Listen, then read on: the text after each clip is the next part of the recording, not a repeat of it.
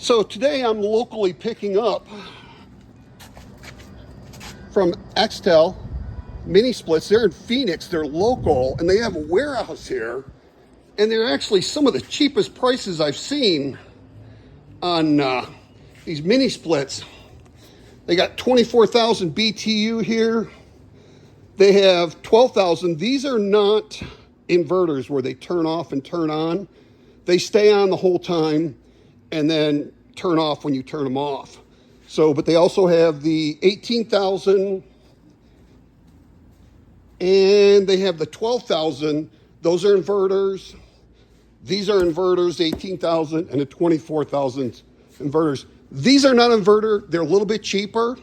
I'll put the link in my description for the phone number, and you can also go to eBay to do that. But you can pick these up locally if you live in the Phoenix area, which is excellent. And they've got much better deals than what you would get on eBay or Amazon.